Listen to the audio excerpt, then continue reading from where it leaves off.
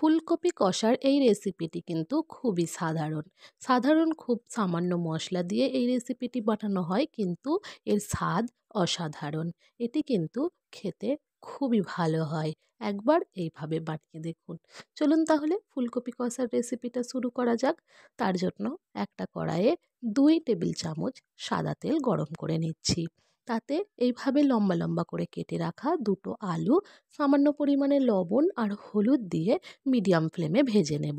Medium ফ্লেমে ভাজলে আলুটা কিন্তু একটু ভাজা ভাজাও হবে, আবার একটু সিদ্ধ হতেও শুরু করবে। এইভাবে লাল লাল করে ভাজা হয়ে গেলে আলুটা আমি তুলে নেব।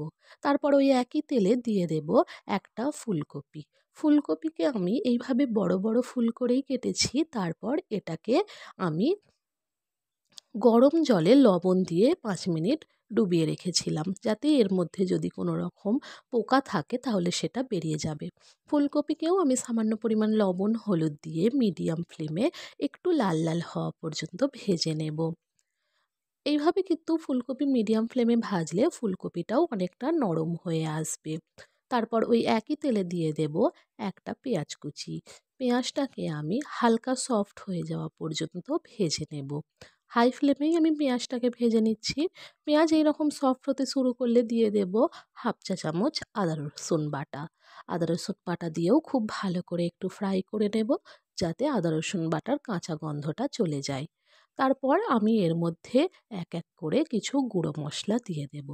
দিয়ে দিলাম স্বাদ অনুযায়ী লবণ, হাফ চা চামচ হলুদ গুঁড়ো, হাফ চা চামচ জিরের গুঁড়ো, হাফ চা চামচ ধনের গুঁড়ো, লাল লঙ্কার গুঁড়ো হাফ চা চামচ, কাশ্মীরি লঙ্কার গুঁড়ো হাফ চা চামচ আর সামান্য পরিমাণ গরম মশলা। সামান্য জল দিয়ে আমি মশলাটাকে ভালো করে কষিয়ে নেব যতক্ষণ না তেল ছেড়ে দিচ্ছে। খুবই সামান্য ঘরোয়া মশলাই, কিন্তু এটা এইভাবে একবার রান্না করুন, ফুলকপি আলু একবার ভেজে এইভাবে রান্না করুন, খেতে কিন্তু খুবই ভালো লাগবে। এভাবে যখন তেল ছেড়ে দেবে তখন আমি এর মধ্যে দিয়ে দেব একটা টমেটো পেস্ট। মিক্সারের জারে একটা টমেটোকে আমি বড় বড় টুকরো করে কেটে নিয়ে জাস্ট একটু পেস্ট করে নিয়েছি। সেটা দিয়ে আবারও এটা হাই ফ্লেমে খুব ভালো করে কষিয়ে নেব যতক্ষণ না মশলা থেকে তেল ছেড়ে দিচ্ছে। এইভাবে আমি প্রায় 5-7 মিনিট মশলাটাকে খুব ভালো করে কষিয়ে নিয়েছি। দেখতেই পাচ্ছেন মশলা থেকে কত সুন্দর তেল ছাড়তে শুরু করে দিয়েছে।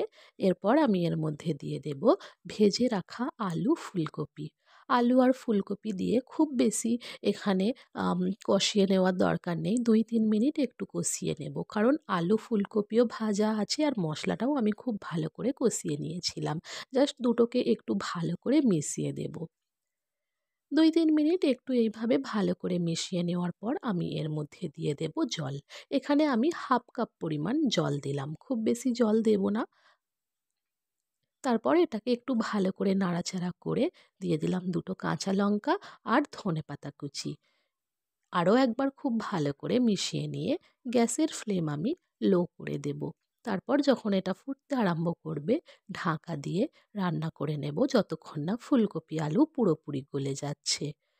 প্রায় 8 থেকে 10 মিনিট পর আমি ঢাকাটা খুলে নিলাম। দেখতেই পাচ্ছেন ফুলকপি আলু কষার রেসিপিটা দেখতে কত সুন্দর হয়েছে। আলু, ফুলকপি দুটোই একদম ভালোভাবে গলে গেছে। এবার এটাকে কিন্তু সার্ভ করার পালা। নামানোর আগে উপর থেকে দিয়ে দিলাম সামান্য পরিমাণে ধনেপাতা কুচি। এইভাবে একবার ফুলকপি আলু কষা বানিয়ে দেখুন, খেতে কিন্তু খুবই ভালো লাগবে। যদি আমার ভিডিও ভালো লাগে চ্যানেলটাকে সাবস্ক্রাইব করবেন, ভিডিওটাকে লাইক করার অনুরোধ রইল। যদি এই ভিডিওর কোনো উপকরণ বুঝতে অসুবিধা হয়, ডেসক্রিপশানে সমস্ত উপকরণ লেখা থাকবে, একবার চেক করে নেবেন। ফুলকপির আরও অন্য রেসিপি আমার চ্যানেলে আছে, ডেসক্রিপশানে লিংক দেওয়া থাকবে। ভালো লাগলে ওই ভিডিওগুলোও একবার দেখতে পারেন।